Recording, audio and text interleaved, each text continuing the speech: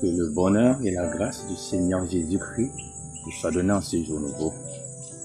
Nous sommes très heureux, mon équipe et moi, sachant que nous devons vous procurer des messages qui viennent du Seigneur par sa grâce. Notre chaîne, votre chaîne, la chaîne de Dieu. Nous poursuivons notre trajet de mission, découverte divine en ce jour, sur le titre « Crucifié pour nous ». L'apôtre Paul dira dans le livre de Romains, « À peine mourrait-on pour un juste, Christ t'a marqué, est mort pour les impies. » Effectivement, Christ est mort pour les personnes détestables que nous sommes. Parce que vers l'an 31, où il décéda, il était impossible de donner sa vie pour un homme de bonne réputation, un homme bienveillant. Et nous sommes dans le livre de Jean, son chapitre 15, le verset 13, il est écrit.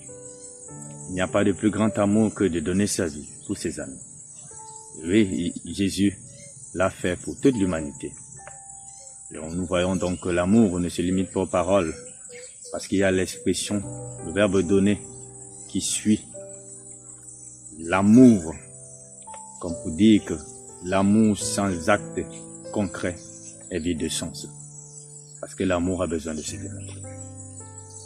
Nous suivons également dans les mêmes paroles de Jésus. Nous sommes dans Jean, chapitre 10, verset 17 à 18, il est écrit. Mon Père m'aime parce que je donne ma vie, afin de la reprendre. Personne ne me l'ôte, je la donne de moi-même.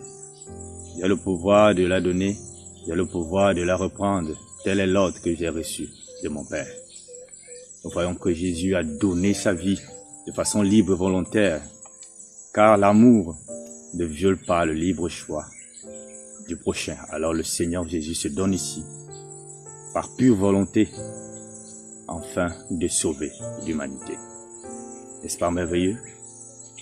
Puisses-tu recevoir le salut en Jésus et aussi donner ta vie pour ton prochain. C'est vrai que tu ne mourras pas comme Jésus est mort, car la mort des martyrs n'est pas l'apanage de tous les humains.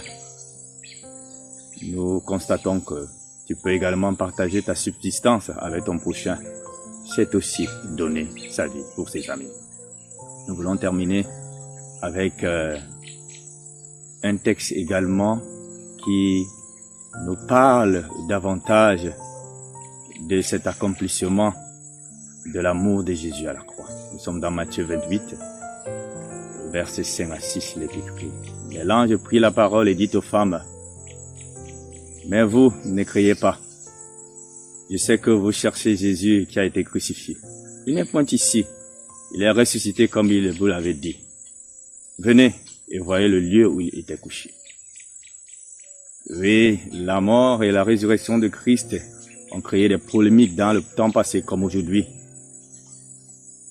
Il a bel et bien existé, est mort et a ressuscité dans les morts pour que nous ayons la vie, parce que l'incarnation de Jésus est la victoire qu'il a promis aux chrétiens de vivre en Christ.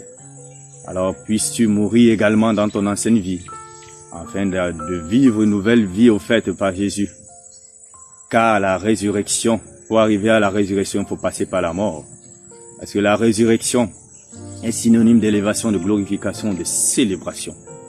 Alors cela passe par une vie de soumission et de consécration, puisque tu es soumis à la volonté de Dieu et marcher selon sa parole, afin de connaître la gloire au travers de l'obéissance.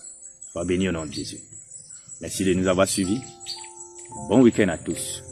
Mais à lundi par la grâce de Dieu, sous un nouveau titre, l'amour éternel de Dieu. Shalom.